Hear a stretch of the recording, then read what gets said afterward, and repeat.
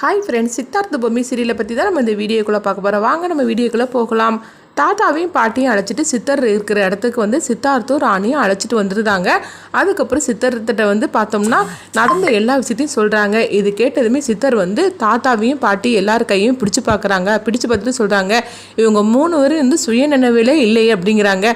இது கேட்டதுமே ராணியும் சித்தார்த்தும் அதிர்ச்சி அடைகிறாங்க.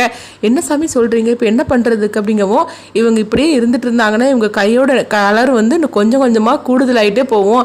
அது மட்டும் இல்லாமல் இவங்க சுயநினைவே இழந்துருவாங்க அப்படிங்கவும். அப்போ ராணி கேட்குறாங்க, இப்போ உடனே இவங்களை குணப்படுத்தணும்னா என்ன பண்ணுறதுக்கு அப்படிங்கவும், உடனே வந்து சித்தர் சொல்கிறாங்க, நீங்கள் வந்து இன்னொரு இடத்துக்கு போங்க, அங்கே ஓலைச்சுவடி இருக்கும், அதை பார்த்தா தான் இவங்களுக்கு வந்து என்ன மாதிரிக்கு ஒரு வைத்தியம் கொடுக்கணும்னு சொல்லிட்டு நம்மளுக்கு தெரியும். ஏன்னா அந்த இச்சாதாரி வந்து லேஸ்பட்டது கிடையாது. அந்த இச்சாதாரியை வந்து நீங்கள் பெட்டிக்குள்ளே அடைச்சிட்டிங்க அப்படின்னு சொல்லிக்கிட்டு பிரச்சனையெல்லாம் முடிஞ்சிருச்சுன்னு நினச்சிட்டிங்க. ஆனால் கண்டிப்பாக அது சும்மா இருக்காது. அது வந்து பெட்டிக்குள்ளே இருந்தாலும் அதோட சக்தி வந்து ரொம்பவே கூடுதலானது. ஏன்னா அது பல வருஷம் அது வந்து கடுமையான தவம் இருந்து தான் இச்சாதாரியான ஒரு அவதாரத்தையும் அது வந்து எடுத்திருக்கோம். அதனால் எல்லாருடைய சக்தியும் அதுக்கு கிடச்சிருக்கு. அதனால அந்த சக்தி வந்து அந்த அளவுக்கு சீக்கிரமாக அழியக்கூடியதே கிடையாது. அதனால தான் அது இந்த மாதிரிலாம் பண்ணிகிட்ருக்குது. உங்கள் குடும்பத்தையே வந்து அது இல்லாமல் பண்ணிடும் அப்படிங்கவும் இப்படிலாம் சொல்ல பார்த்தோம். இவங்க எல்லாருமே அதிர்ச்சி அடைகிறாங்க. உடனே இப்போ நம்ம வந்து என்ன பண்ணுறதுக்கு அப்படிங்கவும், உடனே வந்து சித்தர் சொல்கிறாங்க, ஒரு கோயிலை சொல்கிறாங்க. அந்த கோயிலில் தான் ஓலைச்சுவடி இருக்கும். அதில் வந்து என்ன எழுதிருக்குன்னு சொல்லி பார்த்தா மட்டும்தான் உங்கள் குடும்பத்தை வந்து அந்த இச்சாதாரிகிட்ட இருந்து காப்பாற்ற முடியும் அப்படின்றதாங்க.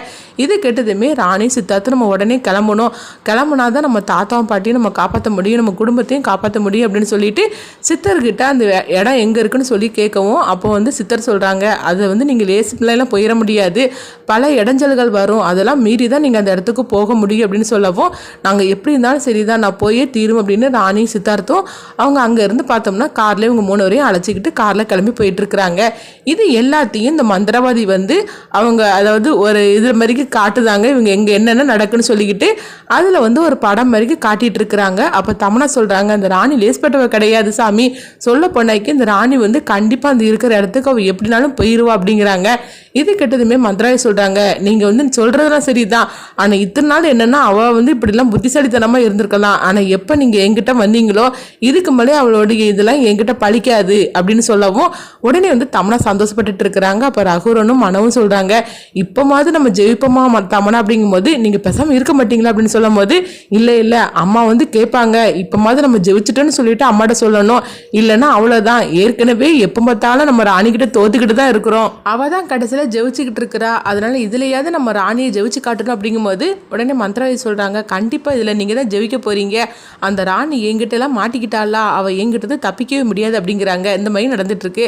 அடுத்து பார்த்தோம்னா தாத்தாவும் பாட்டி ரொம்பவே சோர்ந்து போயிட்டு இருக்கிறாங்க.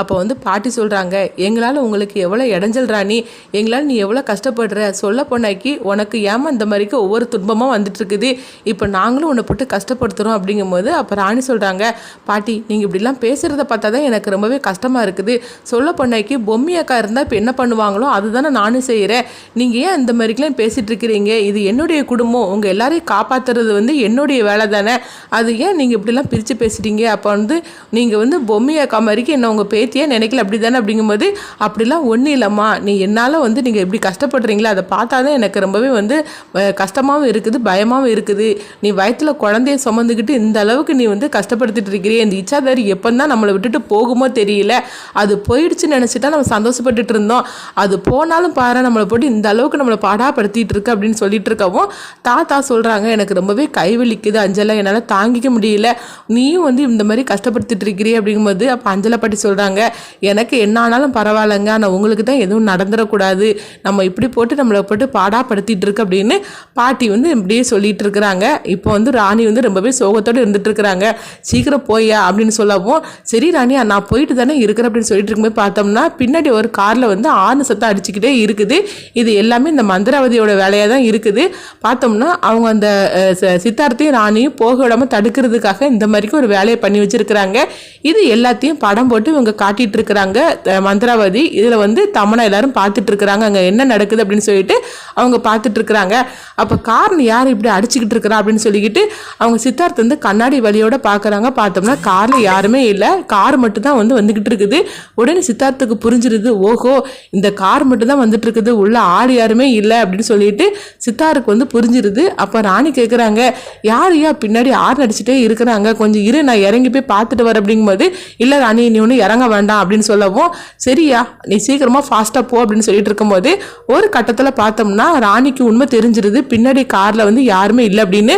அப்போ ராணி வந்து சித்தார்த்திட்ட சொல்லவும் சித்தார்த்த சொல்கிறாங்க, எனக்கு ஃபஸ்ட்டே தெரியும், நான் உங்ககிட்ட சொல்லாமல் தான் பேசாமல் அமைதியாக இருந்துட்டு இருக்கிறேன், நீ பயந்துருவேன்னு சொல்லிட்டு அப்படிங்கவும், என்னையா நடக்குது அப்படின்னு சொல்லிட்டு இருக்கிறேன். ராணி கேட்டுட்டு இருக்கிறாங்க. இந்த மாதிரி தான் இந்த கதையை எடுத்துகிட்டு போகிறாங்க. இச்சாதேரியோட கதையை முடிச்சிட்டாங்கன்னு சொல்லி பார்த்தோம்னா அதை முடிக்காமல் திரும்பவும் வந்து அந்த கதையை தான் எடுத்துகிட்டு போயிட்டே இருக்கிறாங்க.